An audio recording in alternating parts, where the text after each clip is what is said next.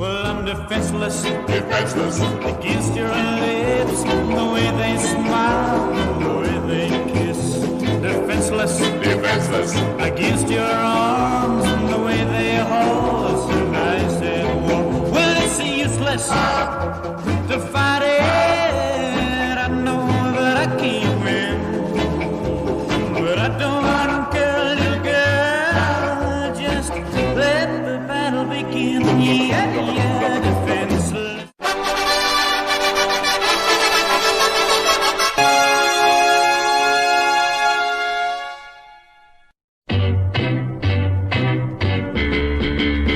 No need to worry about nothing. No need to worry about it. No need to worry, you see. No need to worry you. All you gotta do is turn down the lights and sit around and talk.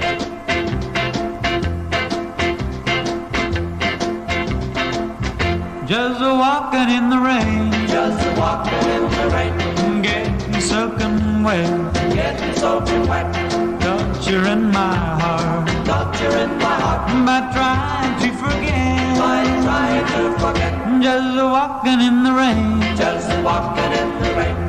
all alone. Dancing to that sound. Swing your sweet girl, left and right. Cadillac dreaming is breaking out tonight. If there's one thing I would truly love to see, Saturday night trucking hero, watching Lonnie lead. Rockabilly music. This is a big night, no city town. FJ moving, surfing the bar. There's a pretty girl, maybe we can start. If there's one thing I would truly love to see, Saturday night in Trocadero, watching Lonnie Lee.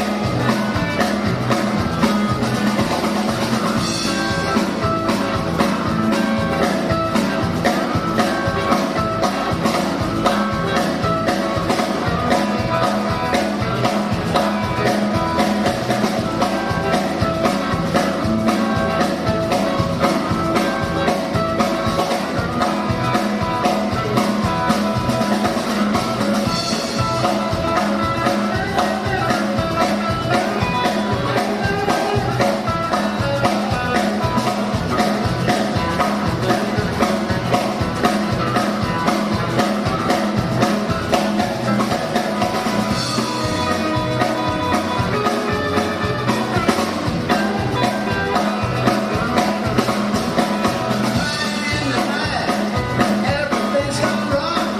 Daddy's little princess's prince has gone. He's out there riding and crying Bonneville. Even a pink fluffy twin set can't keep out the chill. If there's one thing I would truly love to see, Saturday night Trocadero, watching Lonnie Lee. Take my hand up, I'm a stand. Better not take you on the lane again. Dad gets angry when her clock strikes 12. So then we'll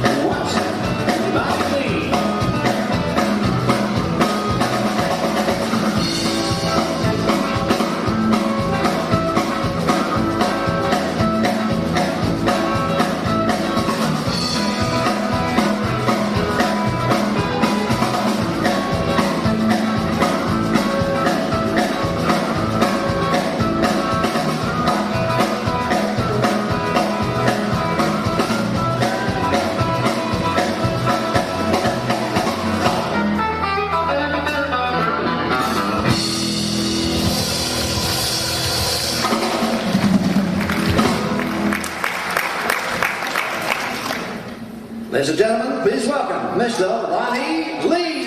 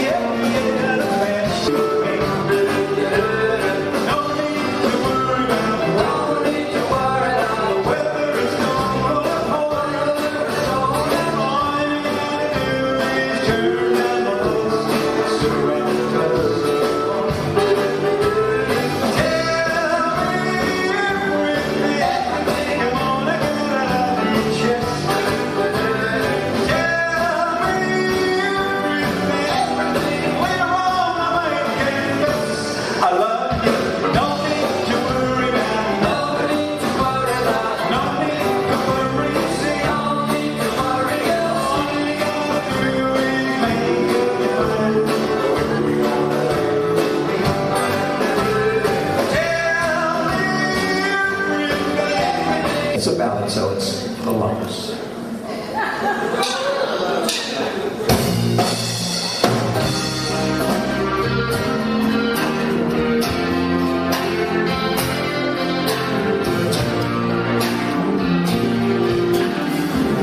You ask me, did my love hurt me? Can't you tell by the tears in my eyes?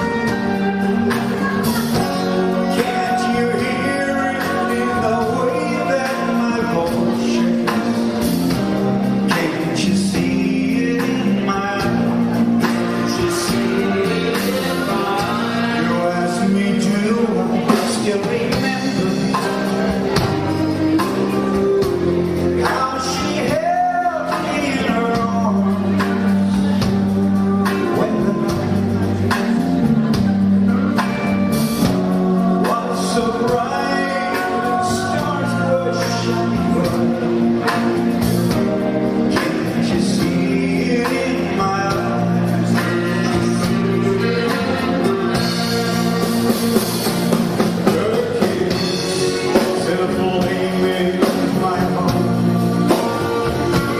Her love, what a feeling so divine.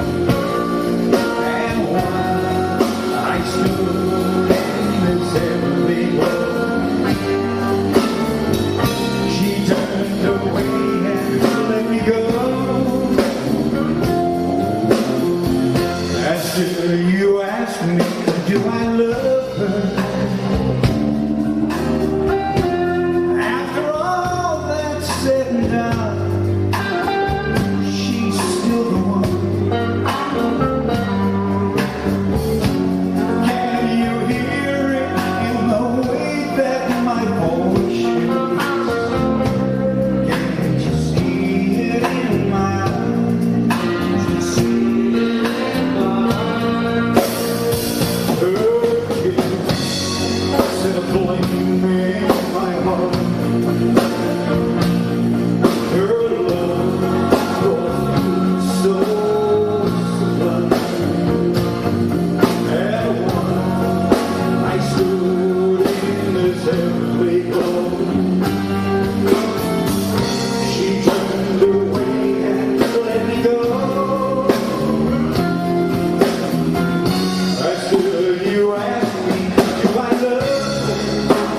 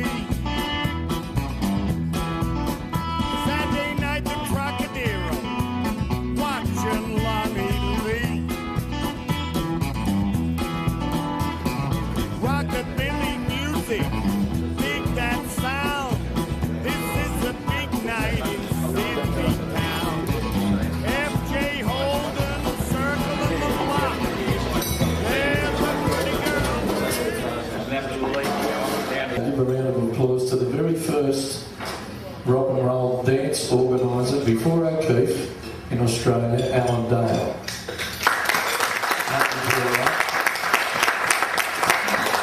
Now we've got to sing because he just had his birthday yesterday, the day before. He's 103. Happy birthday to you. Happy birthday to you. Happy birthday, dear Alan. Happy birthday to you. Yeah, there you go, mate. And he gets all embarrassed because he pushes everyone else's barrow but his own. When the rock and roll industry went through a real bad time after the few short years of its heyday. Everything only lasts a couple of years, right? And if you're not on top, as Lonnie said to me the other week on the phone, if you haven't got a record on top of the hit parade, you're not eating. But, so nobody wanted to know. Alan pulled so many guys out of retirement to do the Johnny O'Keefe Memorial Show, which found a lot of work for all of our older stars at the time that weren't working, right? And even though he used to be fierce competition with O'Keefe for the dancers, which if we've got time later, we need to tell you about that, he's the best.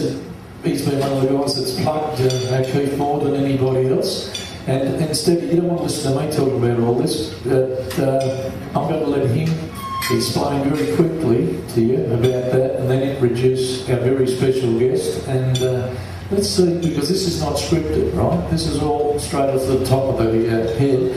Now, we're not going to do a Jade, are we? We're not going to have Molly bloody else, are we? No way.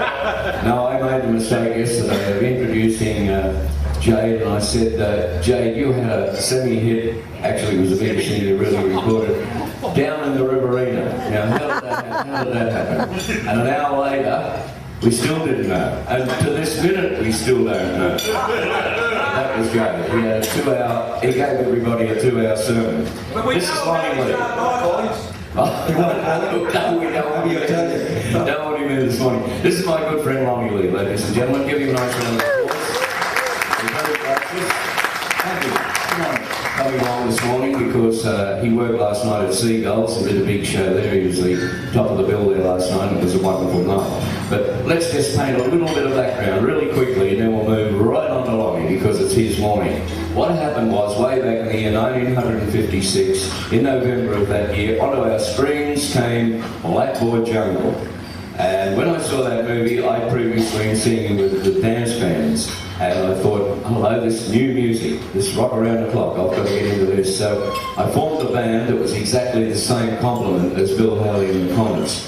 And we rehearsed pretty badly there in the latter part of 1956. And in 1957, I opened a dance at the Maroubra Memorial Hall on the 6th of February in 1957. And I gave each of the guys in the band, I think they got 2 guineas each. That's how the door turned out, and that's what they got. I've still got it written down in the diary. And we went out and we bought some nice blue suits, because in those days, everyone in the rock and roll industry, as you saw from some of that old black and white footage, they were suits and ties, they were all well dressed, even up to the Beatles era. Everybody dressed nicely. Shame on those these days, they look as though they just walked off a garbage truck. But anyway, we did it right. But back then we started the dance scene, and then we had dances around all Sydney town halls mainly because, remember this, there was no Sunday trading as far as buying a drink or a packaged beer or anything. Pubs were shut, everything was shut on Sundays. So it was pretty hard to get places to work in. And I started off with these dances every night of the week around Sydney, and then O'Keefe started down at Stones Mill Bar at Coogee, and then Cole Joy, of course, he started out of the Capital War and out at East Hills. And then along came a new group, Lonnie Lee and the Lee Men. Now, you take it from there, Lonnie. Oh, well. Long story, 46 years ago. Yes, a long, long story. Where did you win the talent quest? That was, well, the first talent quest I went in was Alan Tui's Amateur Hour, which you also did and which Johnny O'Keefe did. This is before rock and roll, and I went on there as, you did an audition, you had to present 3 songs, and they chose a song.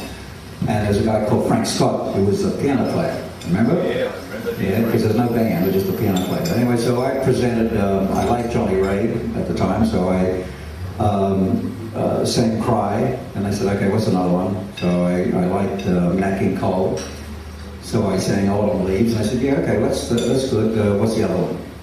And so I sang Heartbreak Hotel, which had just been released. This is in '56 sometime, and it had just been released, and they said, well, we had a guy on a couple of weeks ago, that sang the Johnny Ray one, and the other one's a little bit slow. We've got a couple of people singing slow songs. So I did this one here, the guy with the funny name, which of course was Elvis.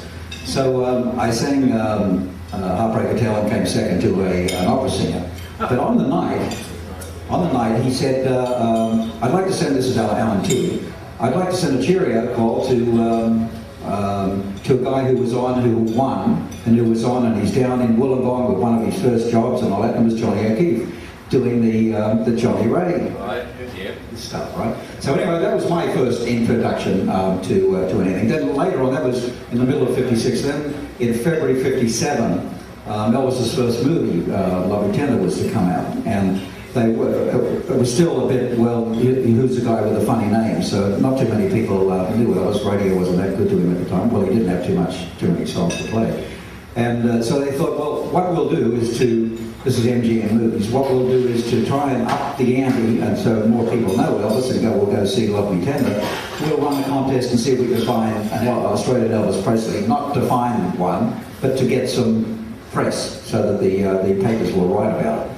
So anyway, I'm working at 2GB at the time, and I'm as a clerk in 2GB, and my dream, as far as anything other than in the country, was to be a radio announcer. So in those days, you didn't start in Sydney, they started you in Dubbo or Billett or somewhere else like that.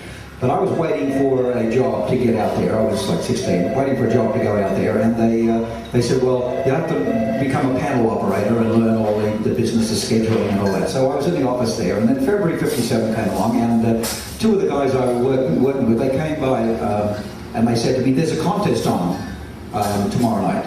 And I said, oh yeah, and I was really nervous. I love to sing, I had a guitar, I had my guitar, and I love to sing and whatever. But they said, go in the contest. I said, oh, no, I hadn't thought of becoming a singer as such. I just like to sing. Took the guitar in and sang for the people in the office.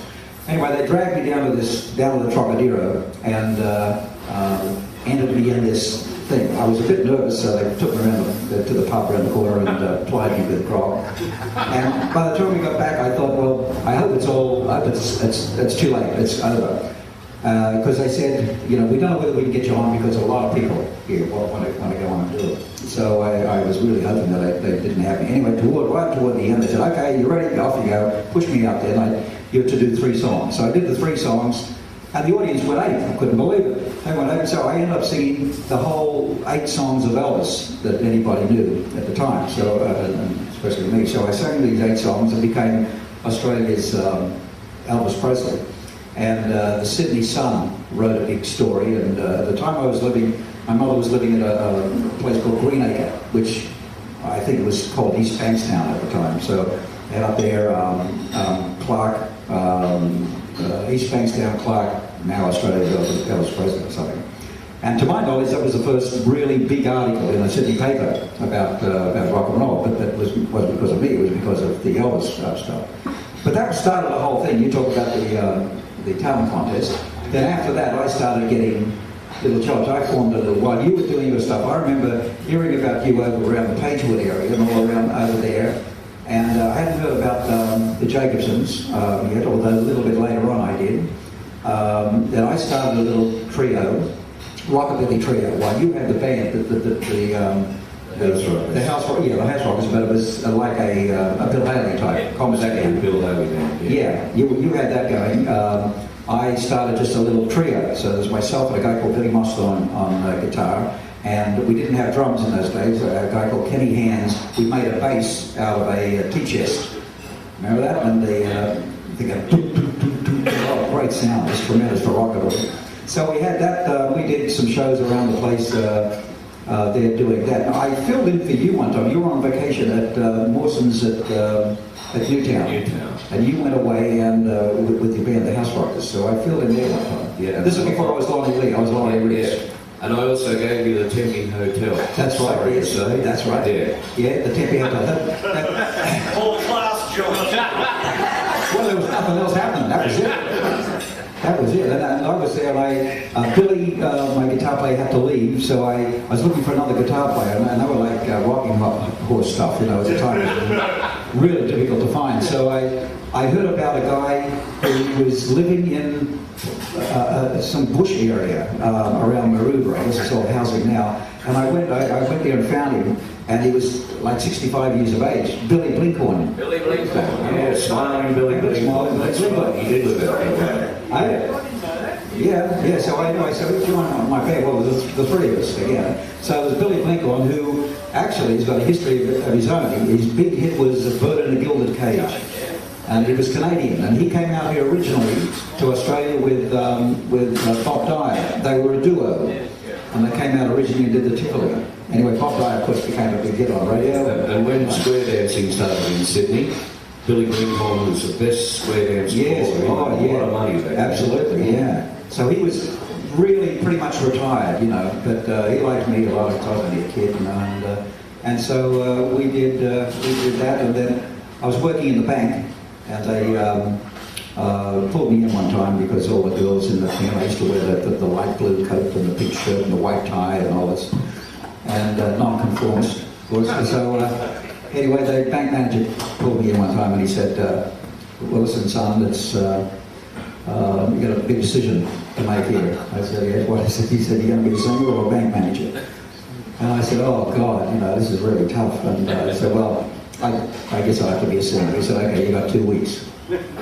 So during those 2 weeks, this is at the end of '57, during those 2 weeks I had a car. So I used to go to, backwards and forwards, I had a 36 Dodge, and it was like a tank. And I was going to the bank on one of the last weeks I was there, and I was somehow coming down this hill, and the bloody steering forgot that it was connected to the car. And so I'm screaming down there, and it's going like this, and I think, oh shit, what's going to happen? So I had the guitar in the back, and all I could think of was, oh, God, the guitar. And somehow I jumped, I can't remember why I did this, but I jumped into the back seat of the car, and was screaming down the hill. The car hit a pole, broke the pole, the telegraph pole, and the whole engine came straight through into the back seat. It would have been squashed, you know. Anyway, so I just got out of the back seat with my guitar and walked down the street. It was really strange. Anyway, my father, who was in the country, heard about this, and he said, this is what Sydney's about, son. Huh? So he pulled me back to the country. So I spent the whole of '58 out of Sydney, and so a place called Rowena, which is in between Walgett and Moree. My grandfather started a sheep property there in about 1980, and built the property in 1910. And so I was back there. So I used to sing around the dance halls as well, the woolsheds and stuff there, and with a band. And this will knock me out. I don't know whether any of you from the country, but there was a band that was really, really popular. They were the worst band in the world, but they were really, really popular, only because I imagine there was no one else except them. And it was Frank Burke and his White Rose Horse. White Rose Horse. My God, there you go. He had a drum, a bass drum was this tall. It was a Salvation Army one. You know what? It was this tall. And then on the top, he had one little drum there, a cymbal, which is the big brass thing you see, was only this big. Then he had skulls. All over the go. Remember that? Yes, I remember those skulls, or coconuts as they called them. Yeah, and so anyway, he said he was really big. Now I'm telling you, this guy did all the balls all around the countryside, so he was really, really big out there. And he had a violinist that was quite remarkable actually, because I've never, up to now, heard a violinist that could play off tune for so long. And so anyway, this I know the tempo. you know, It was all like a barnyard run. that's it. All night. That's the Oh yeah, but it wasn't even as good as that. It was out of tune even. But anyway, so that I was doing stuff there while things were happening, while Alan's empire down in Sydney was getting more and more clubs and more places that, well, hotels at the time that you were doing. And of course, Jock was going on, and then Jock got himself into Festival Records and conned his way into getting a contract there. And it started, and then Col Joy started. Actually, well, they weren't the Joys, it was the Jacobson Trio. Yes, that's right. Yes, So it was Kevin Jacobson Trio. Yeah. And then later on, then they decided to cut up, well, the lady, what was her name? The lady with the mystic, you know, cosmic lady. Oh, she was a deal song. Yeah. On the two Dorothy or something? Yeah, from the cross. Yeah.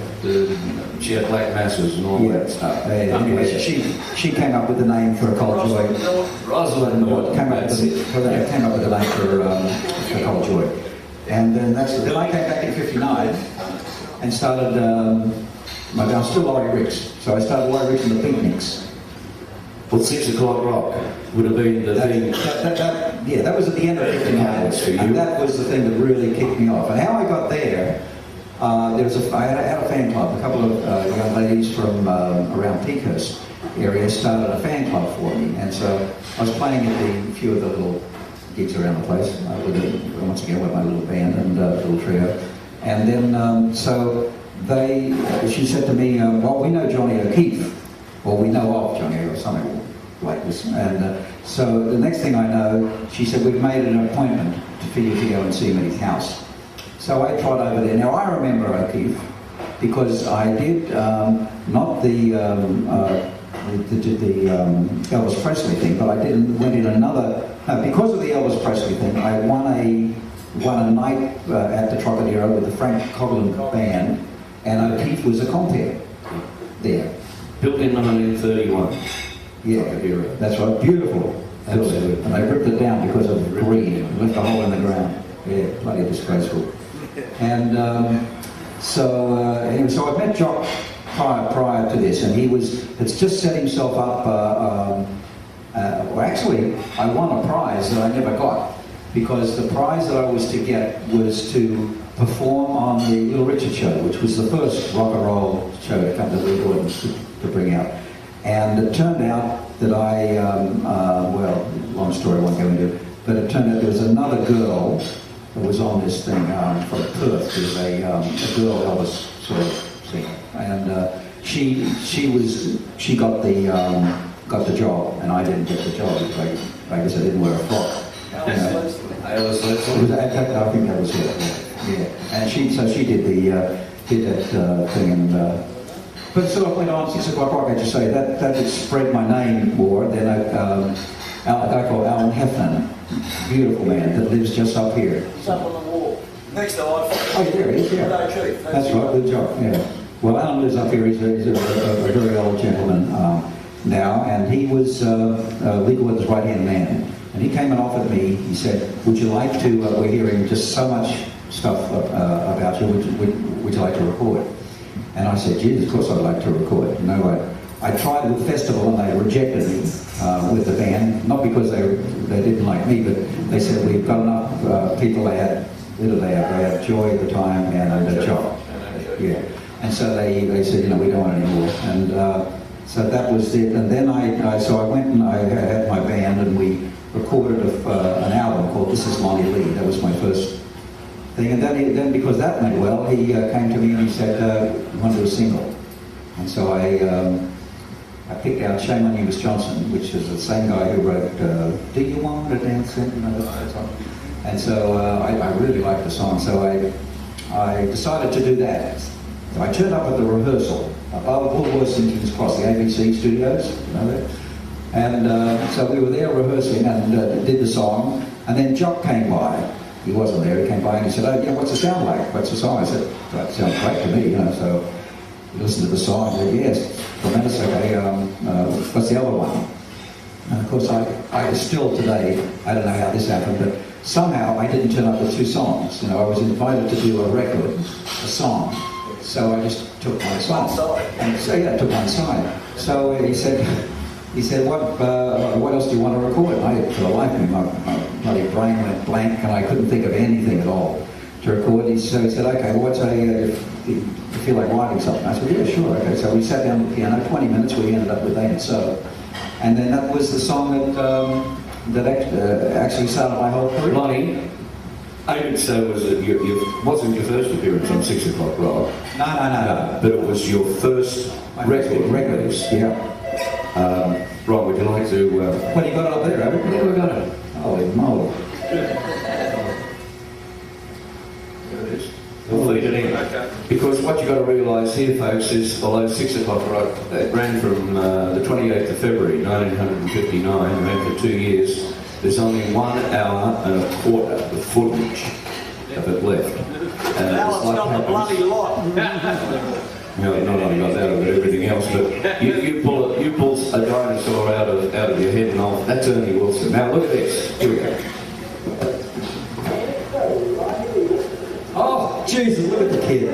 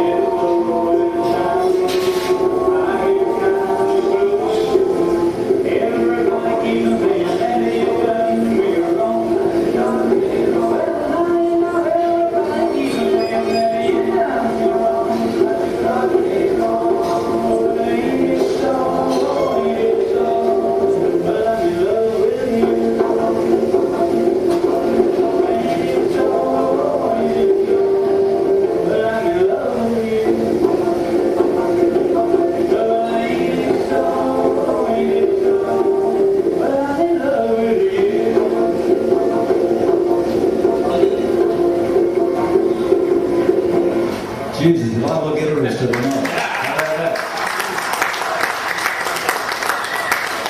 There you go. You're a good looking kid. You know, one of those guys, Spunk, as the girls said. What do you think of the girls in the petticoats? dancing, yeah. And that was, you didn't mind that? Yeah, didn't mind it either. No, it's the same. No. Sang it live. Yeah, because after that we seemed to get into that rock and miming situation. Yeah, well, that was bandstand because Yeah. they record it on the Tuesday or Wednesday, and then by the Saturday you'd have to try and remember how you sang it, so you could lip sing it properly, because that's how that started. But 6 O'Clock Rock was always live like that. Yeah, it was great fun. Now, I've got to tell you this, 6 O'Clock Rock ran for 2 years, and I used to conduct a popularity poll all the time. People would write in and vote for their favourite person. And there were so many people who appeared on it and made their careers out of 6 O'Clock Rock, there's no doubt about that. But this fellow at that time, although Johnny O'Keefe was big and he was the compere of the show and had complete control, Lonnie Lee polled more votes and got more fan mail than Jock ever saw. And that is true, that's well documented, isn't it? And Yeah, that's a feather in your cap. Yeah, well, I don't know, feather, it just, I guess just something happened. But I was really surprised because I didn't learn this until recently, until I'd come back from living in America. And they showed me, they found a desk or something that would have been at the ABC with all the archives and stuff in it, as you know. And on there was a sheet of paper and it had the results of this poll from November or something, 1960 or 61, whatever. And sure enough, I'm up the top. I was amazed. And Barry Stanton was there too, wasn't he? Yeah, Barry. Up there somewhere, yeah. I think myself, then Jock, then I think maybe Barry. How many hits did you have in that Lee Jordan section there? The whole area. 59 to 60, right? 61. Right. I had 8 songs that went to number 1. Right. Now that was national, because in those days it was national. There's some books out these days. There's one book out called I think it's called the Top 40, but it's about 2UE. But there wasn't one station that had the only hit parade that ran all the way through. There were lots of stations, as you know, that had their own concurrent element to it. That's right. 2SM had one at one stage. 2GB had one, which is a really good one at one time. 2SM, and so they're all different things. 2UE was in flavour for sometimes, and yet even though it wasn't in flavour, it still had the top 40 going. But you didn't really, you may have been number 1 on 2GB, which is the major station, and you may have been like number whatever on the other stations. Then of course there was Melbourne, they had their own stuff, in Brisbane or whatever. But altogether I had 8 number 1s, and 5 of them went gold. I found New Love went double gold, according to Nat Hickman, who told me who wrote it. And so I was really, really lucky at that time, you know. They were great songs, they were all great songs, you know. And, I spent a lot of time trying to get them right. You know, I always had good musicians around me, which is really, really important. Same as your House Rockers were just absolutely brilliant. They were the best band at the time. It was just great stuff. So I was always went out to try and have musicians that were as good as I could, and that's right up to today as well. The guys that I've got today in the Lehman are tremendous. They're absolute perfect musicians. They read, throw anything in front of them, and they read it absolutely perfectly. That's why they can back anybody. Let me interrupt you before we lose the last one. I want to point out, and I want to stay with the bands, me being a guitar player, so I brought that down to say so. But there's a point here, folks, that he's quite humble about this, but when you think about it, between late 59 and I think early 61, I'll bugger a couple of months, doesn't matter, he had more hits than Johnny O'Keefe and Cole George combined. And he's never got the recognition for that, really, has it, when you think of that? No one's ever said, oh, well, and that's not taken away from him, but that's something very unique with this man, and I'm a guitar player, right, and one thing that he just said, the last thing he said, Lonnie is fighting now. He won't go on work. He forgoes a lot of jobs because he won't work without a band and he won't work with crap players. He has never done that, and that's to his credit, because one thing that has destroyed live music is virtual bloody reality. Karaoke we've had to come to live with, but if there were more people who had done what Lonnie had done, the world would be better off for it, because it's not like entertainers and bands really get a fortune, do they? At the end of the day, and bearing that out, all this stuff, make sure you have a look around, because there's a fair bit of Lonnie and around the walls. But there's Lonnie with the original. Yeah, that's the original DJs. Yeah, pretty much. The band singing with the DJs. Yes. Oh wow! What about that? I don't think I've seen that. No. Excellent. The Witch Doctor, Jesus, look, young there. Yeah. Holy moly! Yeah. You didn't they play on one of those records? Yes, they played. The different guys played on most of my records. Well, not all of them, but most of them. Plus, as well, augmented with my band. With your band. Lonnie's band. He kidnapped Devlin's guitar player, didn't he? Peter. Well, actually, that was a funny scene, because Devo came over from New Zealand, and he had his band, the Devils. Now, a really great band, and they had a fight. He wanted to go back to New Zealand, where he was a really, really big star. Out here, he just wasn't known, and so he wanted to go back, and they didn't want to go back. So they had some altercation. Some guy came on, John Collins came on to manage it, and he came on, and then so there's all this terrible stuff going on between them, and so the band said, "See you later, John."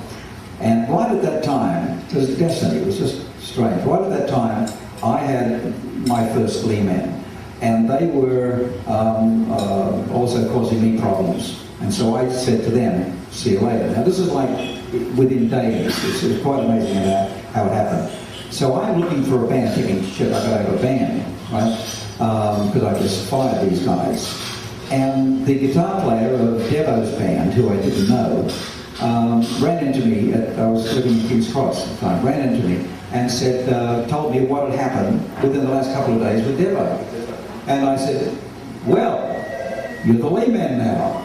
So the Devils became the lead man, and remarkably enough, Johnny Devlin did the same with me. Took the original lead man, and they became the Devils. So it was really strange how that happened. And the same thing happened with me. Johnny Red grabbed John Charlie, my keyboard player, from the House Rockers, and became and the suddenly Devils. they were my guitar player. That's right, yeah. And I hated him, but now we're the best of friends. Time heals all those wounds. Lonnie, Sorry, just one very quick one on the end of it before I forget. I don't know if you've any of you heard Johnny Guitar by the Lemon. We're still on the world standard for recording. What's it say? It's a record for an instrument. It was Australia's first national number one. Yeah. Well, it was from a movie. There was a movie called Johnny Guitar, and Peggy Lee and Victor Sylvester, her husband, wrote it at the time. So, Peggy Lee wanted Peter to play guitar for her. Yeah, She got a kidnapped back to the States. It's funny, but we won't go there, will we? but Starlight Starbright was written by John Mariscalco. Right. Okay. Now, Lonnie's just released a new single, which is a beautiful song. It really is. It's one of those ones you hear it once and you can't get it out of your mind. You know, you'll be driving the car and it'll still be there. The themes. Yeah, it's one of those. it's called a good hook. We look for those hooks. Yeah. And the surprising thing is, the guy that wrote Starlight also wrote the Little Richard things, Rip It Up. Good Guidance, Molly, Ready Teddy. Yes. And some beautiful ballads. Well, there's a song, I keep forgetting the name of the thing, but it's Good Night, My Love. Da, da, da, da, da. Huh? Good Night, no, not Good Night. Is it Good Night, Sweetheart? Anyone know the title of it? Good Night, My Love. Da, da, da, da, da. You know it? Phrases.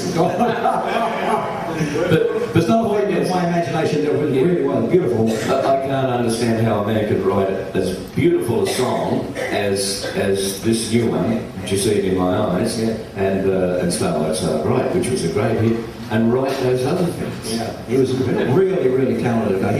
He went on after Starlight Starbright and then Rip It Up and Really Teddy and all that he did for Elvis, and he wrote a lot also for Fats Domino. Be My Guest was one and a whole bunch of other songs. And then he went off to, he started writing with other people. Nilsson, he wrote a lot of songs for Nilsson. Yep. And, No. Well, he didn't record as a recording artist. They may have got something to record, but he wasn't a singer. He was a pure songwriter. I was just talking about footage from old black and white television shows, etc. And as I said, there's very little of it around. I've got here, which we'll show. We might show a little bit of that, just we'll get back into the narration again. But this is a show called Where the Action Is. And what happened there? Johnny O'Keefe, of course, he had 6 o'clock rock, then the Johnny O'Keefe show, sing, and then nobody wanted him, and he went on to do Where the Action Is. Now, yeah, before we play this, what I asked you was, you were very close to this. You were there, the car accident.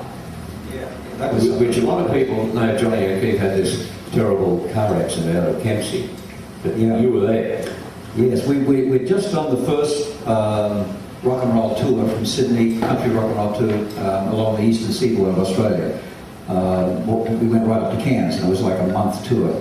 And prior to that, no one out of Sydney had seen the people that they're hearing on radio or watching on 6 o'clock rock and bandstand and that. So it was really a new, exciting thing. So we went and did this tour. It lasted about a month.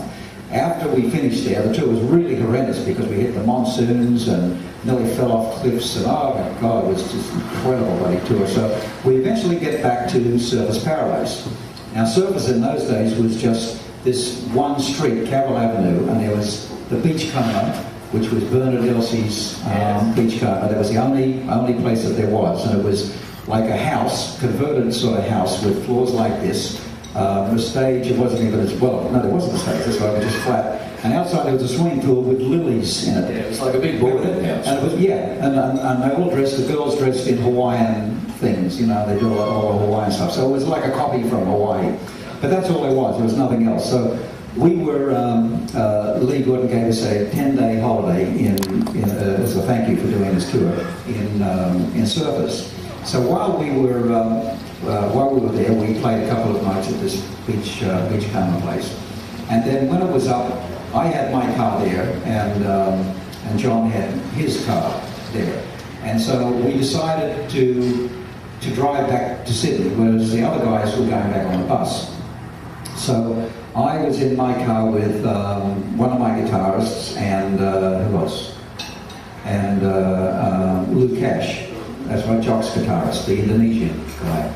So they was in my car, and then John had in his car, he had Johnny Green, the sax player, John's wife Jan, and John. Catfish bailed out, he said, I can't stand That's right, he didn't go. Anyway, so about 2 o'clock in the morning we decided to leave Surfers Paradise, head back to Sydney. And it was a long haul in those days, if any of you took that trip then. It was a lot of the bridges weren't there, so you'd go over on the pumps and things like that. So anyway, we made arrangements to meet at certain areas down there. So we did one place, I think around Grafton or something, we met there. And it was very dark at night. And then we said, okay, we'll meet at the punt at Kempsey, just before Kempsey on the river at Kempsey. There was a place there where you could get gas and also have breakfast. So we said, okay, we'll meet there and have breakfast. Somehow John sped through faster than me, and we got in about 20 minutes after he was there. And we got into Sawyer's car park there, and so we drove in, and they were just finishing breakfast. And so he said, well, look, we won't wait, we'll go on, then we'll see you down the track.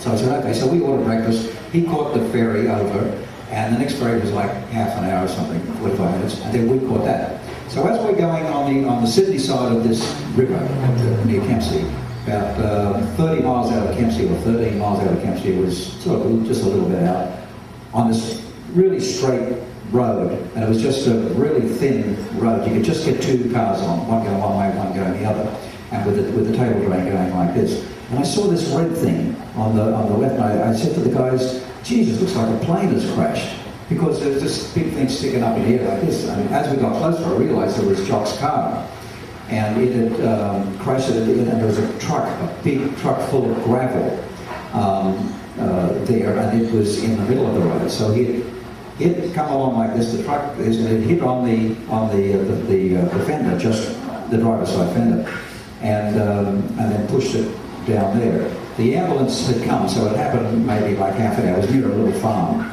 so they just come, and we saw the bodies there, and they put them into the ambulance, and we were trying to work out, is anyone dead? And one said, yeah, 2 of them are dead, and there's one alive, and we thought, oh Christ, who was who? And then it sped off, so we still didn't know. So I'm wandering around the car and getting personal things out of the car. And Lou Cash said, he's got some marijuana. And I said, well, shit, where is it? Where would it be? So he said, I think he put it in a hubcap. So I took the hubcap off the left front there, and sure enough, there was a tiny little bag of pot, and so I took that before the police came. And then we went into the hospital, into Kempsey Hospital, and we said, who died? And they said, no one died, but they were really, really messed up. And so I said, what about Johnny O'Keefe? And they said, well, yes, he's unconscious, and she was pretty bad as well. And so I called his mum, John's mum, who I knew very, very well, and wrote the news to her, and then we left to go back to Sydney after about an hour. But that accident was the thing that tipped Jock over, because not so much the accident itself, but he was very, very greatly disfigured. And in those days, cosmetic surgery wasn't like it is now, where it was just everywhere. It was only 1 or 2 people that did it, and it was very, very hard to do. So they got his face back pretty good, but psychologically, it really did a trip. And then on top of that, the drugs that they gave him for the pain, really started him on this long haul. The same, similar sort of thing to Elvis. You know, just got him addicted. The drugs were just so terribly strong. And that was the Yeah, I mean, he never recovered from that, did he? That's the point I was going to make, and that's why he lost his momentum in television, because he couldn't handle it. But how long was it before pressures. he was going between all the surgery, going back, he wouldn't stop doing it until he's 6 o'clock roll? No, well, he was doing what he loved to do. It was understandable, because it's the same with me. You know, we got into the industry in those days, like you guys, because we loved to do it. Now, if there was no money in it, we would have still gotten into it, because that's what we wanted to do. We wanted to sing, you know. It was only weeks, wasn't it, when he was back? Oh yes, he was backwards and forwards all the time, and he'd get to where the pressure was too great, so they'd shove him back up into hospital. And it went on for years, right through Sing Sing Sing, 6 o'clock rock, pretty much right the way through. And of course it got worse as it went, because he got involved in more things to counteract the other things that were doing things. I don't want to make this into one of those Jay Hurley mornings. Getting down. Hang on, explain to you what we tend to forget. They got no idea what we're talking about. This is yesterday morning, we had Jade here. Jade here, and he started... You know Jade Hurley? Yeah, he got onto the O'Keefe thing, and then he started on that, and how he... We're all nearly dying. Yeah, how he had to clean him up in a motel, and it got worse and worse and worse and worse, and we were all nearly in tears. But the aftermath of that accident, and a lot of people don't know, Johnny Green and his wife, who was in the back seat, she had a miscarriage. They got back to Sydney, and a couple of years later, she died. And he, Johnny Greenman, the sax player with the DJs, he was left with a couple of children. And one of the little girls was walking down the back steps and fell over and hit her head, and she died. So it was a tragic time, wasn't it, the whole thing that happened there. Look, what we wanted to do while I was talking about it was just to brighten things up for a minute, and we'll get back to talking to Lonnie. I just wanted to show you a clip here of O'Keefe playing for one of his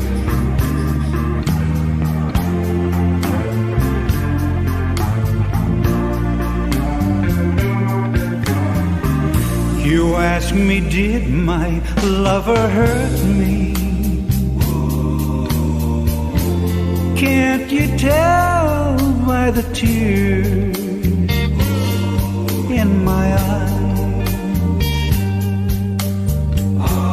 Can't you hear it in the way that my voice shakes? Can't you see it in my eyes? Can't you see it in my eyes? You ask me, do I still remember how she held One story I heard, me Ron told me that they had health insurance that Hafkin had set up for them. And when just about the same time that all the stuff went down, Rod had taken his wife in the hospital for some major kind of surgery, and found out that Ron had cut off the health insurance. Oh, how could you possibly do that? Oh, gee. Oh. Mercy. Oh, dear. Yeah, I got one in it, but it don't sound as good. You need to dump some sounds over this way. I need to go check. You've never read the manual. That's because you've never read the manual. All the equipment I got over there, I've got a whole stack of manuals. I've never read none of them. Indispensable. Oh yeah, gotta have that. Just the first page. Switch on, switch off. Oh, well, sometimes it's You all right here, Skip? Yeah, I'm just waiting on both times.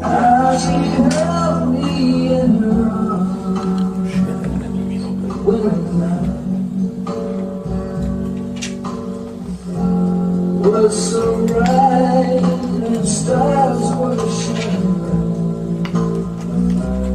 Can't you see it in my eyes? Feeling so sublime. And when I stood in this heavenly home, she turned away and let me run. He breaks on the first beat, but I think the diamond's better. Can't you That's a diamond here. way that my heart me? Do I love her? What about triplets? I like it. After all I like it. that's said and done, she's still the one. Can't you hear it in the way that my voice changes? Can't you see it in my eyes?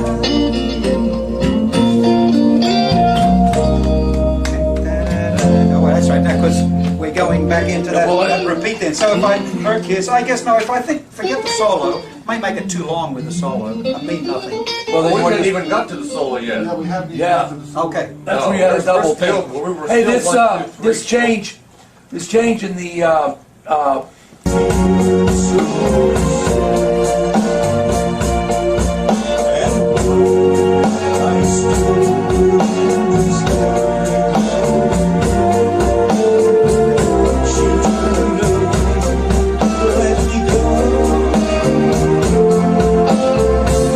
And still you ask me, do I love you?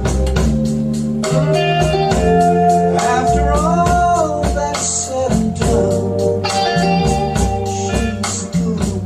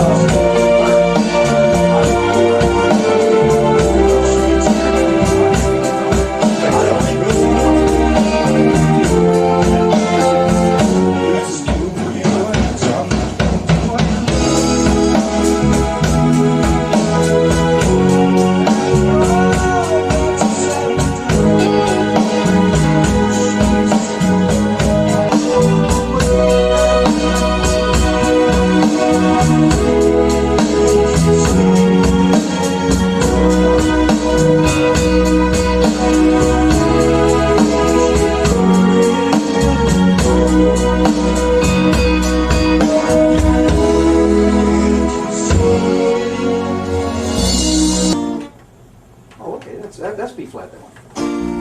But what she was doing, huh? No, she was in C. Oh, she wasn't serious. Who made the rules? Okay. Who made the rules? Who was it? I want to shake up. Said I couldn't do that. Baby, who made the rules? I want to break. Who said I couldn't do that? I'm coming true, baby. Hey Ed, come down to the minor chord now. You want to stay in the one chord? One chord. Hey, you hear that? Yeah. Just outside, I'm coming through, baby. On the blues. Tell it couldn't have. Now, see, I want it different there. I want it to stop and then. Yeah, we got it on. It's on the music. We'll be all right.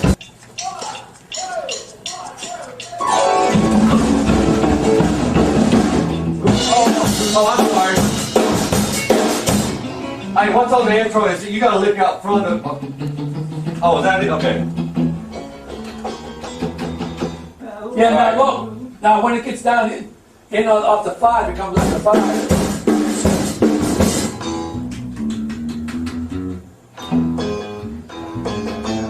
No, off the 5 chord. Oh, I'm sorry. Yeah. Yeah, I was in wrong key. Yeah, that the first time it breaks on 1, second time it's the second time it's yeah, that's cool. Bum, bum, bum, bum, bum. Do that. Okay. 1, 2, 3, 4.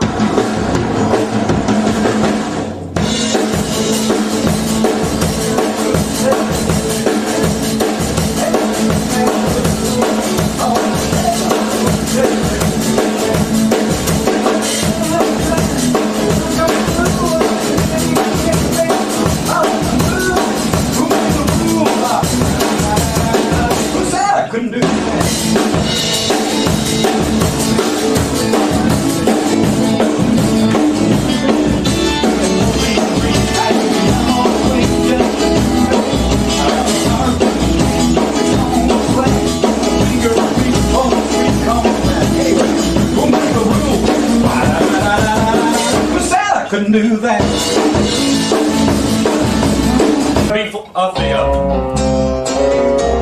Which one you want? It sounds better to me to do three flat, 2. Alright. Yeah, we're just gonna hold that last thing. Yeah. Da da da da. Right. So it's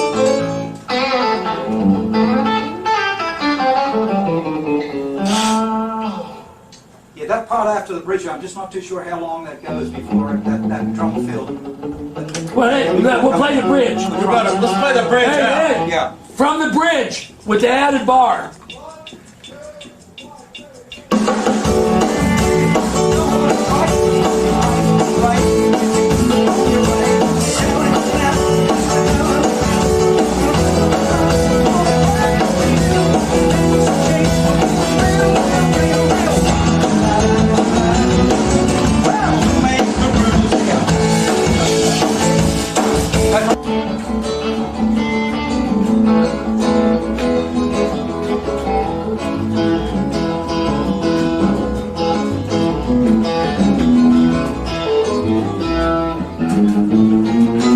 That's weird, man.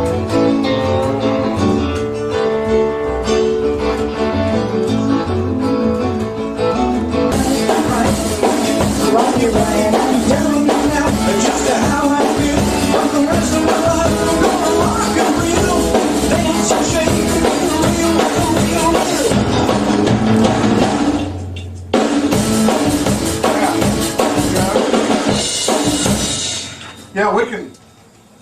See, I stopped there singing, period. That's what I mean. Yeah, we can go right into that solo. Just take those 2 bars before the solo out, Ed. Okay.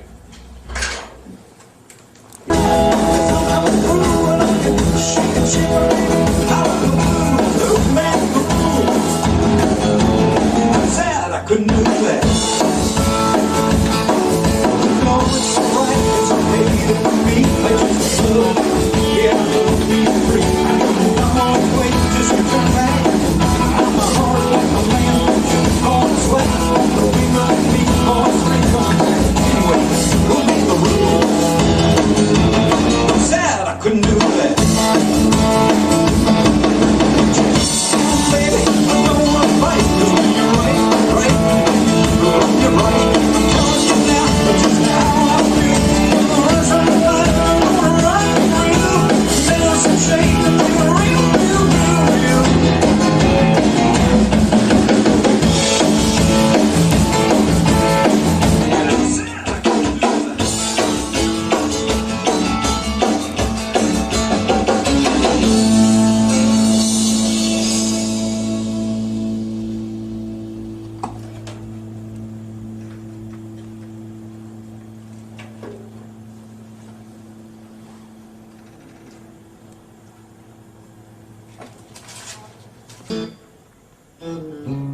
There you go.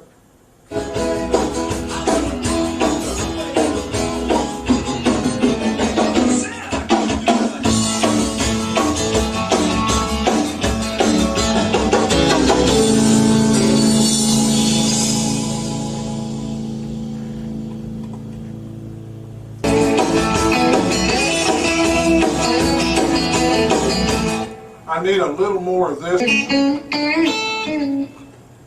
might have to play it a time or two. There's a couple of things. Well,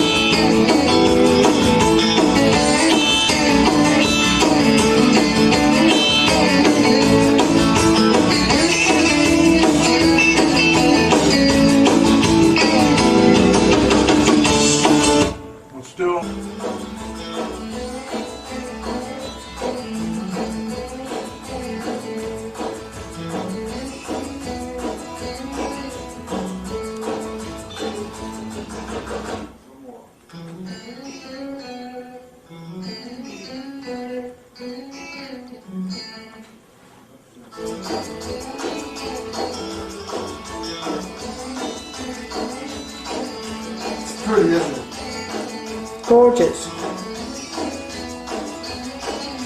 And the one thing you want to watch out for is crisscross-itis. Everybody gets like this. Yeah. And so you got to be able to bring this back. Little kids. Right. So you got to. Yeah. Then everything is right here, Right. and then everything is Yeah. like that. It's cool. No criss.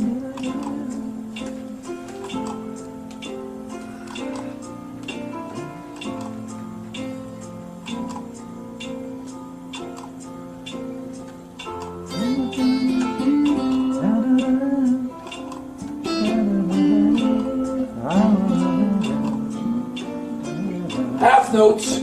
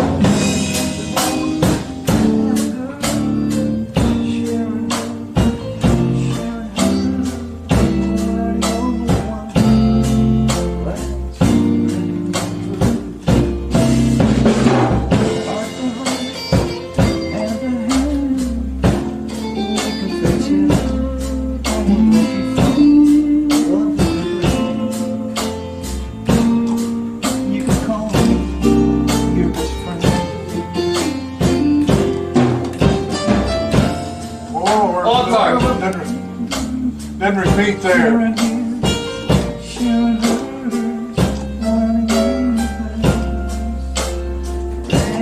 Retard. Woo, that's gonna be a hard one.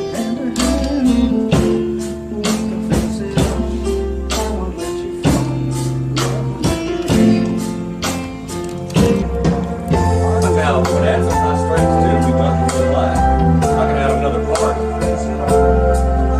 It won't take, you know, now here's what these are more like. Right there, yeah. These are like, We really these got are the real high tones now C. sounding good, all even in there. Yeah, cool, man. Oh, Bob, that's right. Yeah, Yeah. they're really out there, aren't you they? got me in? Now I can play it down here. Sure. Be great. I'll tell you what, You know, I mean, we can add another. after the tom pickup, We can add another part. it's the, Beautiful, cool. well, Oh, did I bring my lipstick? I hope I did.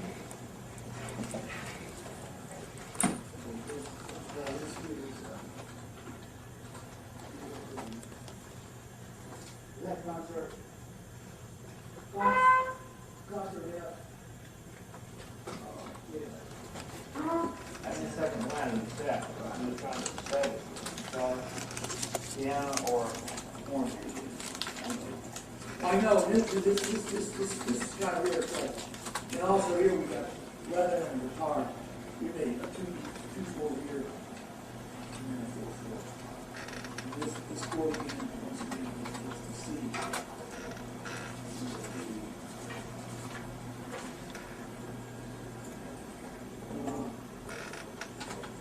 It's okay.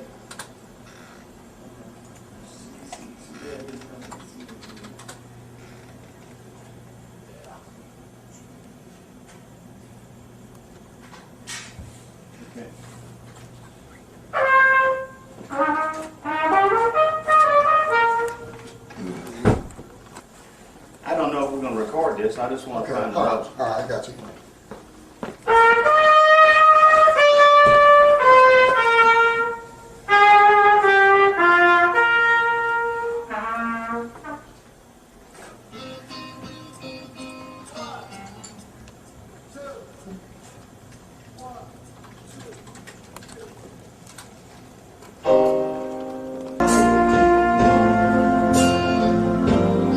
Here it is.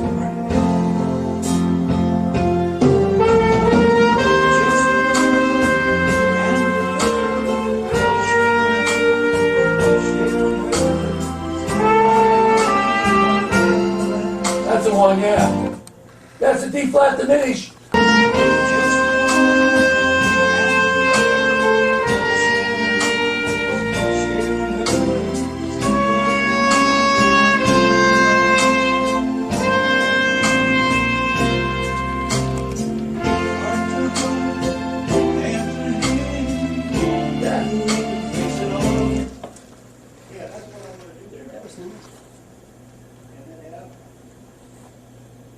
I'm not sure where that's at.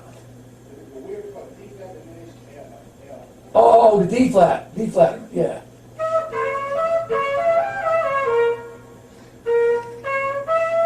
So this will be a second trumpet, right? Yeah, second trumpet. It is. Oh, you're gonna do a second pass right now? I'm gonna do all of it. Oh, yeah, he likes to do each section. Yeah. And directly to the D flat.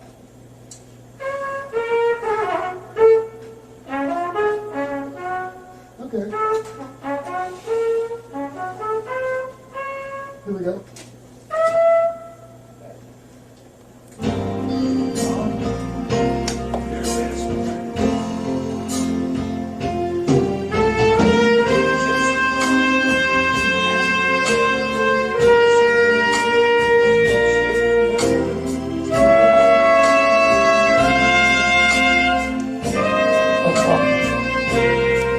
Almost.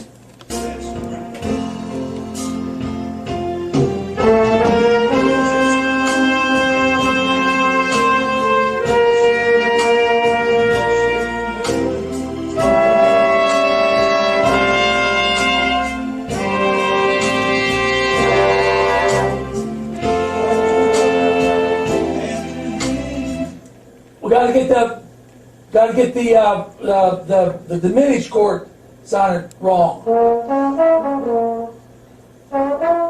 I don't know. Can we punch him in right there, or just do the whole thing? Huh? Is there a C in the D flat diminished? Yeah, G, yeah.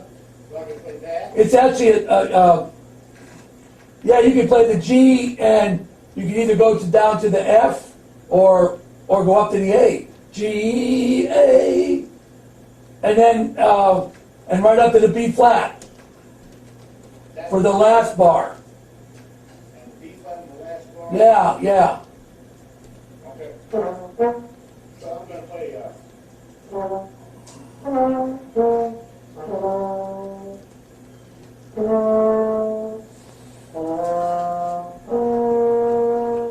and that leads to the first It's tough sitting there. the D flat diminished, and then the C chord with the C in the bass and fill out two more. Yeah, it's a G bass, and yeah, and it's a the G chord with the C in the bass, yeah. Okay. It's all out, it's like a 6/4 bar there. Well, let's just do it again then. Starting with the trumpet, two passes. And you know, here's the thing, even the end is different because there's a retard on the end of the F.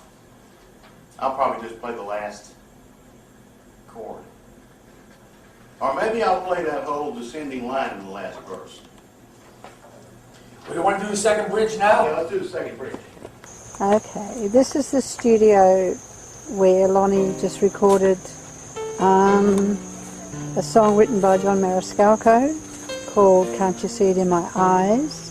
He recorded Little Fees, Who Made the Rules, and he recorded a song by Wayne Jackson, co-written by another guy. I can't think who the other guy is, but it's a beautiful song, and Wayne's just finished putting the horns on it, French horn, trombone and trumpet, and this is the studio backyard actually. It's just so pretty, and the guy owned, this is what basically backyards are like here, and we don't see this in Australia, we just don't see it.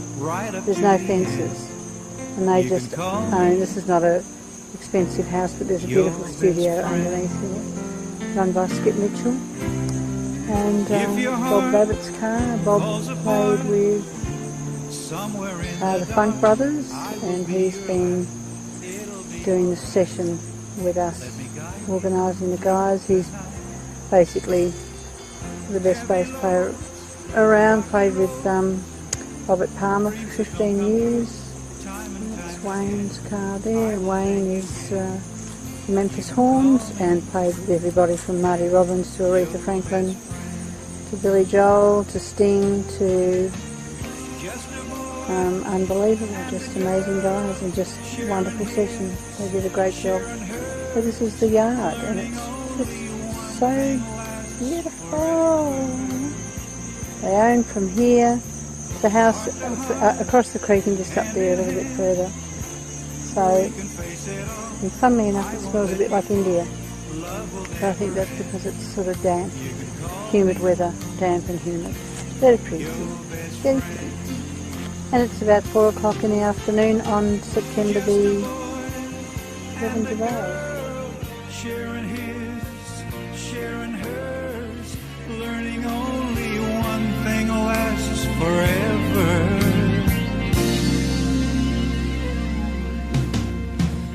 Heart to heart, hand in hand, we can face it all. I won't let you fall, love will never end. You can call me your best friend.